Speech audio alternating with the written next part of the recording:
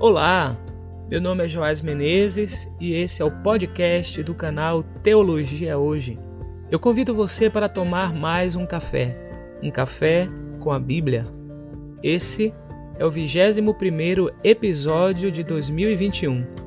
Pegue a sua Bíblia e a sua xícara.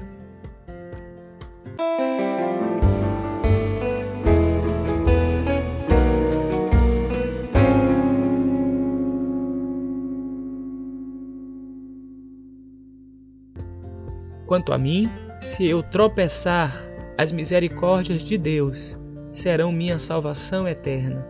Se eu cambalear por causa do pecado da carne, minha justificação será pela justiça de Deus, que dura para sempre.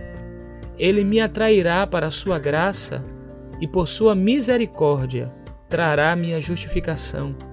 Ele me julgará na justiça de sua verdade e na grandeza de sua bondade. Ele me perdoará todos os meus pecados. Através de sua justiça, ele me purificará da impureza dos homens e do pecado das crianças dos homens.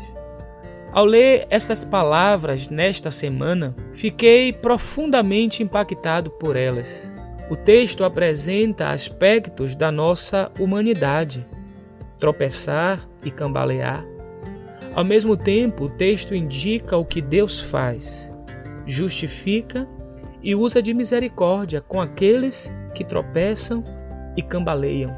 O verbo justificar, no ambiente do Novo Testamento, mais especificamente no pensamento paulino, designa a ação divina, poderosa, cósmica e universal para efetuar uma mudança na situação entre a humanidade pecaminosa e Deus, pela qual Deus absolve e justifica os fiéis, colocando-os em uma relação correta e fiel com Ele.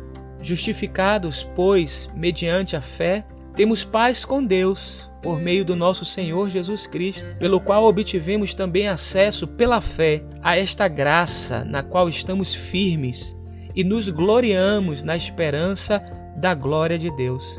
Romanos capítulo 5, versículos 1 e 2. O pensamento sobre a justificação está presente na carta do apóstolo Paulo aos Romanos e se configurou como um dos temas mais centrais do Novo Testamento. A doutrina da justificação tinha sido objeto de considerável debate na igreja ocidental primitiva no decorrer da chamada controvérsia pelagiana. Em 418 d.C., o Concílio de Cartago realizou um esclarecimento preliminar do ensino da igreja sobre a justificação em resposta a essa controvérsia. Em outro podcast eu posso falar um pouco mais sobre isso.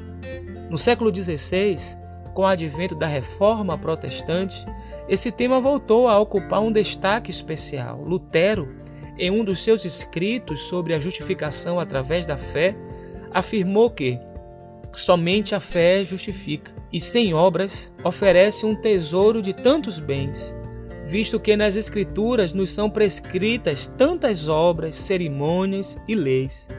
Respondo, diz ele, antes de mais nada, é preciso ter em mente o que já foi dito. Só a fé, sem as obras, justifica, liberta e salva. O texto que lemos no início afirma o seguinte: minha justificação será pela justiça de Deus, que dura para sempre. Corresponde diretamente ao ensino paulino no Novo Testamento, que na mesma carta afirmou: é Deus quem o justifica. Está em Romanos capítulo 8, versículo 33.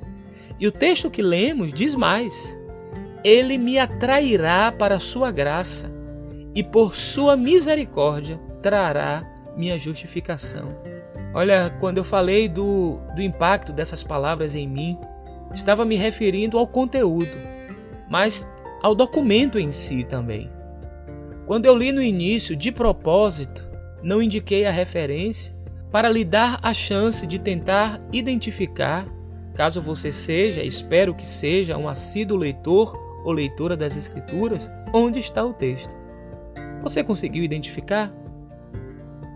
A verdade é que esse texto está no o primeiro, QS 11, de 11 a 15.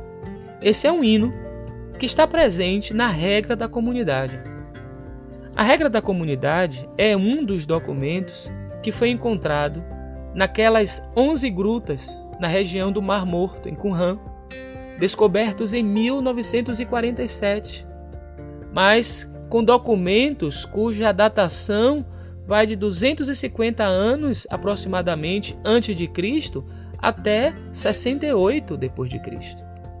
Para Ariel Horowitz, a regra da comunidade é um dos manuscritos mais significativos achados em Qumran, pois é a principal fonte que nos fornece informações detalhadas sobre a vida dos homens que habitavam aquele enclave ao norte do Mar Morto. E ele diz mais: este texto é um tipo de estatuto comunitário da comunidade e detalha questões como a aceitação de novos membros, bem como a expulsão de membros já existentes, regras de comportamento, punição daqueles que violam essas regras, formas de conduzir as reuniões da comunidade, cerimônias, rituais e etc. Me impressiona o fato de que, mesmo sendo um texto com regras para ingressar e de como se comportar naquela comunidade essa muito anterior ao movimento de Jesus, ou ainda dos escritos de Paulo, traz um hino que reconhece que a nossa justiça vem de Deus, não pelos nossos méritos ou por aquilo que fazemos, pelas obras que realizamos, e que mesmo quando tropeçamos e cambaleamos, é Ele mesmo que nos justifica. O hino conclui dizendo: Ele me julgará na justiça de sua verdade e na grandeza de sua bondade.